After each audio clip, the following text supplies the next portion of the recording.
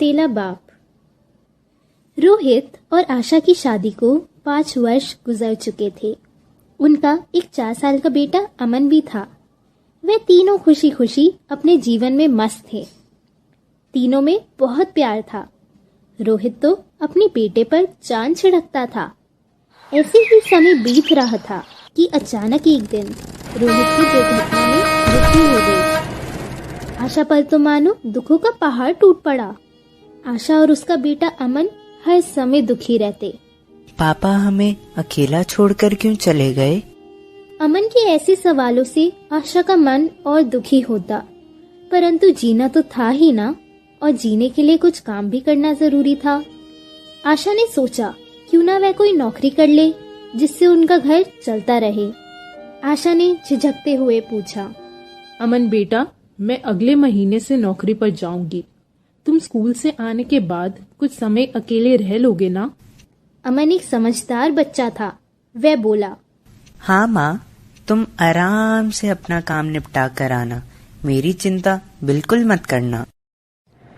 इसी तरह आशा ने नौकरी शुरू कर दी और इस तरह 2 साल भी बीत गए। परंतु उनका अकेलापन व उदासी खत्म ना हुई। अमन हमेशा चुप सा रहता।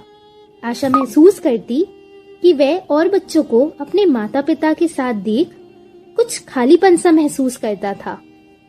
एक दिन अमन पार्क में खेल रहा था। वहीं उसका दोस्त अचानक गिर गया। तभी उस लड़के के पिता ने कहा, अरे मेरे बेटा, तुम कैसे गिर गए? कहीं चोट तो नहीं लगी? उसके पिता ने उसे गोद में उठाकर बहुत प्यार किया। ये सब देखकर अमन का मन उदास सा हो गया। वह घर जाकर माँ से बोला, माँ, सभी बच्चों के पापा उनके साथ रहते हैं, परंतु भगवान ने मेरे ही पापा को क्यों अपने पास बुला लिया? आशा के पास अमन के इन सवालों का कोई जवाब नहीं था। समय बीतता गया और अब अमन 9 साल का हो गया। एक दिन उनके पास वाले घर में एक 30 साल के युवक ने घर लिया। वह अकेला ही वहाँ रहता था।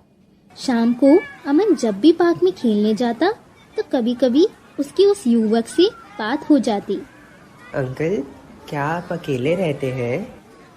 हाँ बेटा, मेरे माता पिता दूसरे शहर में हैं। मैं नौकरी के सिलसिले में यहाँ रहने आया हूँ। इसी तरह अक्सर अमन और राकेश की मुलाकात होने लगी। वे दोनों दोस्त बन गए। अब अमन अक्सर स्कूल से आने के बाद शाम में राकेश के घर ही जाता। एक दिन अमन राकेश से बोला, अंकल, मेरी माँ मुझसे बहुत प्यार करती हैं। वह सब चीजें लाकर भी मुझे देती है, परंतु मैं अपने पापा की कमी बहुत महसूस करता हूँ। ये सुनकर राकेश भी दुखी हो गया और अमन से बोला, बेटा, तुम जब भी ऐसा अकेला महसूस करो तब तुम मेरे पास आ जाया करो, और यदि तुम्हें कुछ भी चाहिए हो तो तुम मुझसे मांग सकते हो। राकेश के इस प्यार को देखकर अमन को बहुत अपनापन महसूस हुआ। रविवार को अमन और उसकी माँ घर पर टीवी देख रहे थे। अमन ने उस समय माँ को बताया, राकेश अंकल बहुत अच्छे हैं। वह मेरे दोस्त भी बन गए हैं और मुझे बहुत पसंद है। आशा ने अमन के चेहरे पर खुशी देखी। बहुत समय बाद अमन को कोई इतना पसंद आया था। परंतु आशा को चिंता भी हुई कि पता नहीं कौन है जिससे अमन मिलता है, कैसा है। उसको लगा उसको उस इंसान से मिलना चाहिए। आशा ने अमन से कहा, अमन, क्या तुम अपने राकेश अंकल को एक दिन हमारे घर बुलाओगे? मैं भी तो उनसे मिलूं। क्यों नहीं, मैं इस रविवार को ही उन्हें आमंत्रित करूंगा। अमन की खुशी देख आशा भी बहुत खुश हुई। रविवार का दिन आया और राकेश अमन के बुलावे पर उनसे घर मिलने आया। उन दोनों से मिलकर वह बहुत खुश हुआ और आशा भी राकेश से मिलकर निश्चिंत हो गई। वह भला और अच्छा इंसान था। अमन और राकेश की दोस्ती देख वह बहुत खुश हुई। इसी तरह समय बीतता गया। दोनों घरों में आपसी तालमेल बढ़ता गया। राकेश अब उनके घर का सा लगने लगा था। राकेश मन ही मन आशा से बहुत प्रभावित था। वह उससे पसंद करने लगा था। एक दिन देखकर राकेश ने आशा से अपने मन की बात कह डाली। आशा, मैं तुम्हें पसंद करता हूँ। अगर तुम्हें आपत्ति ना हो तो क्या हम शादी कर सकते हैं? मैं अमन को अपने बेटे जैसा ही प्यार दूंगा। आशा ये सुनकर थोड़ा हैरान हुई कि वह एक विधवा और एक बच्चे की माँ से शादी का प्रस्ताव क्यों रख रहा है। एक दिन अमन, राकेश व आशा तीनों पार्क में घूमने गए। वहाँ अमन व राकेश को साथ खेलता देख आशा को बहुत अच्छा लगा। उसे लगा कि यही एक रास्ता है जिससे मैं अमन का अकेलापन भर सकती हूँ। अपने लिए ना सही, अमन के लिए मुझे ये प्रस्ताव स्वीकार कर लेना चाहिए। तभी अमन अचानक गिर जाता है। उसके माथे पर चोट लग जाती है। राकेश जल्दी से उसे उठाकर अपनी गाड़ी में बिठाता है और डॉक्टर के पास लेकर जाता है। डॉक्टर अमन की पट्टी कर उसे आराम करने की सलाह देता है। राकेश उसे घर छोड़कर सभी दवाइयाँ व फल लेने बाजार चला जाता है। अमन के प्रति इतना लगाव देखकर आशा निश्चिंत हो जाती है। कुछ दिनों बाद आशा और राकेश शादी का फैसला कर लेते हैं। शादी के बाद राकेश आशा के साथ उनके घर पर ही रहने लगता है। अमन भी इस फैसले से बहुत खुश हुआ। सब साथ में खूब हंसी खुशी अपना जीवन जीने लगते हैं। इसी तरह 2 वर्ष बीत गए। आशा और राकेश का एक पुत्र हुआ। वे चारों बहुत खुशी से रहने लगते हैं। परंतु अपना पुत्र होने के बाद राकेश का मुंह उससे बढ़ जाता है। वह अमन से पहले जैसा प्यार नहीं करता था।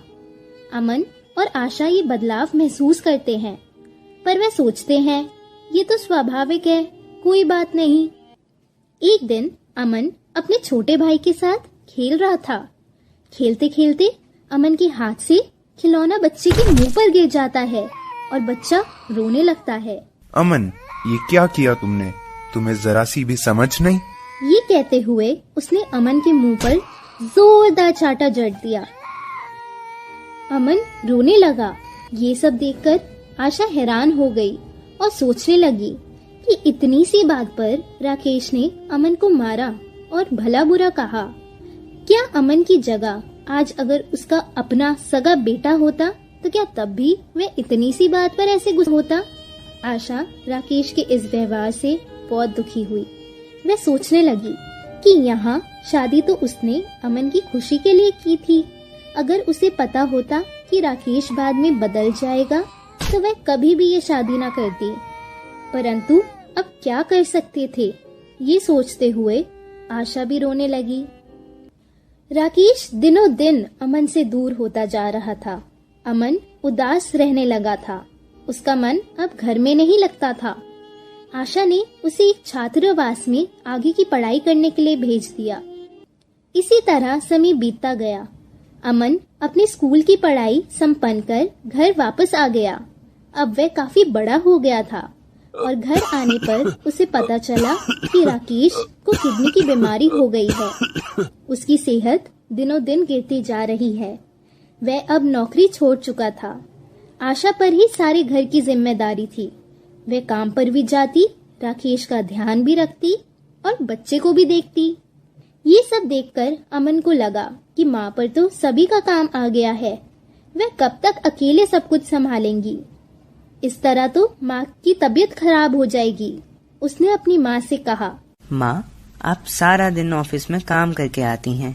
आते ही आप पिताजी की सेवा में लग जाती हैं। इस तरह तो आप भी बीमार पड़ जाएंगी।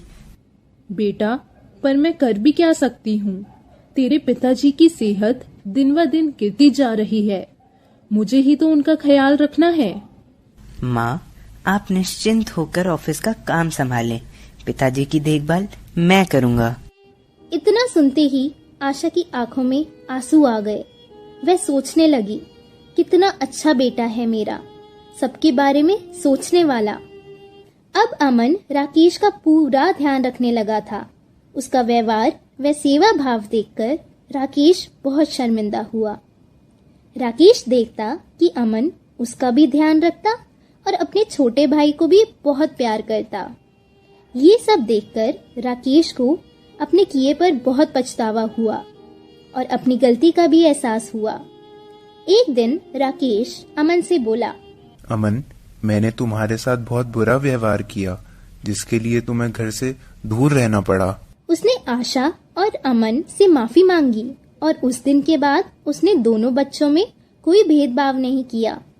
रिश्ते यदि दिल से निभाए तो कोई रिश्ता सौतेला ना कहलाए।